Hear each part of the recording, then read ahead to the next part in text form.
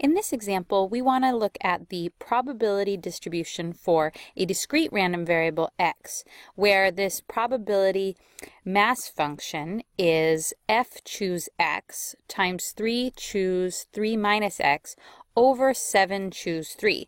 So if we want to fill out the probability mass function table here, then we need to calculate the probability mass function for each value of x. So the probability that x is equal to 0, so probability at 0 is equal to f choose 0 times 3 choose 3 minus 0, which is 3, all over 7 choose 3. And so we could use a calculator for this, but we can also do this by hand. And when we use the choose function, this is 4 factorial divided by 0 factorial 4 factorial times 3 factorial 3 factorial times 0 factorial, all divided by 7 factorial divided by 3 factorial times 4 factorial. Now, a good way that you can start with these problems is a lot of times the numerator and denominators will cancel out. So here we have 4 factorial over 4 factorial and then 0 factorial, which is equal to 1. So this just cancels with each other and this is equal to 1. This does the same thing. So 0 factorial again is 1 and 3 factorial over 3 factorial is simply just 1. So this is 1 times 1, or in other words, our numerator is just going to be equal to 1. Now our denominator is another story. Basically this is 7 times 6 times 5 times 4 times 3 times 2 times 1, all divided by 3 times 2 times 1 times 4 times 3 times 2 times 1. And we can see that this will cancel with this in our numerator, and then we're left with 7 times 6 times 5 over 3 times 2 times 1. Well, 3 times 2 times 1 is simply just 6, so this will cancel with the 6 up here, and we're left with 7 times 5, and so this is just equal to 35. So that's our denominator. So for 0, the probability mass function is 1 over 35. Okay, now for P of 1, we can follow along with the same logic, and we get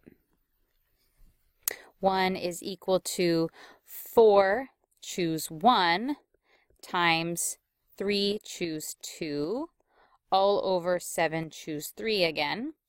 And this is equal to, of course, our denominator will simply just remain as 35. But 4 choose 1 is 4 factorial over 1 factorial times 3 factorial times 3 factorial over 2 factorial over 1 factorial. So this is then equal to 4 times 3 times 2 times 1 all over 1 times 3 times 2 times 1 times 3 times 2 times 1 all over 2 times 1 times 1 all over 35, which this cancels with this and this cancels with this, and we're left with 4 times 3. So our numerator will be 12 over 35. So come back up here, 12 over 35 for 1.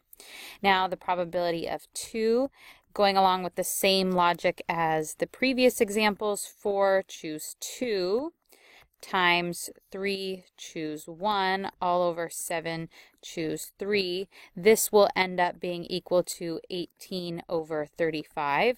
So solving it in the same way as I did the previous two, and I get 18 over 35. And lastly, the probability of 3 is equal to 4 choose 3 times 3 choose 0 all divided by 7 choose 3, which ends up being 4 over 35. Okay, so this is the probability mass function, filling out all the values, so the probabilities for 0, 1, 2, and 3, and you could of course put these in decimals as well if that makes you more happy. You can do that. So let's go ahead and find the expected value. So the expected value of x, now that we have the PMF, is pretty straightforward.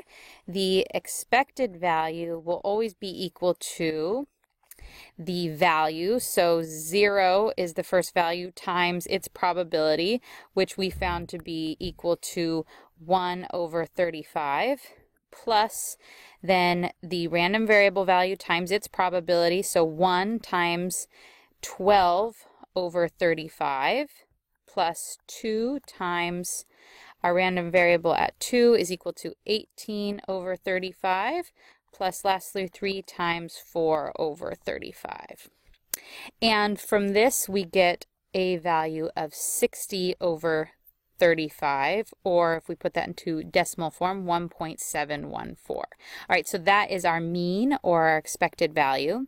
If we want to find the standard deviation, then we first have to find the variance. So the variance of x is equal to then, is equal to the expected value of x squared minus the expected value squared, which the expected value squared is going to be equal to 0 squared times the probability of 0 plus 1 squared times the probability of 1 plus 2 squared times the probability of 2 plus 3 squared times the probability of 3, which is then equal to 3.429. So 3.429, and that again is the expected value of x squared. So to get the variance, we need to subtract off the expected value squared, and so this is equal to 3.429 minus 1.714 squared. The variance then will be 0.4907, and of course always to get the standard deviation of x, this is equal to sigma, which is equal to the square root of the variance of x, and that is equal to the square root of 0.4907, which gives us a value of 0.701. Okay, so once we get to this point, the last question asks us, what is the probability x falls within one standard deviation of the mean? So what we want to do is we want to set up a probability. So this is for D, the probability that x falls between one standard deviation from its mean will look something like this. So the probability that x is between mu minus sigma and mu plus sigma is simply equal to then the probability that x is between mu, which is 1.714, minus our standard deviation of 0.701, and 1.714 plus 0.701. Now, if we add those together, we get the probability that x is between, those values add up to be 1.013 and 2.415. And this might be kind of silly because we're using, this is a discrete distribution, and so we can't get 1.013 and we can't get 2.415. So this actually just simplifies to when x is equal to 2, because it is the only value that will fall between 1.013 and 2.415. Now, the common mistake would be to round this value down to 1 and say, oh, it's at least between 1 and 2. But that is not the case. Basically, we need to only do the values that are within one standard deviation, and the only value that falls within standard deviation is 2. So the probability that x is equal to 2 is simply just equal to 18 over 35, or in a decimal form, 0.514. So the likelihood that x falls between one standard deviation from the mean is going to be 51.4%. All right, hopefully this video helped you understand how to solve these questions for this probability mass function.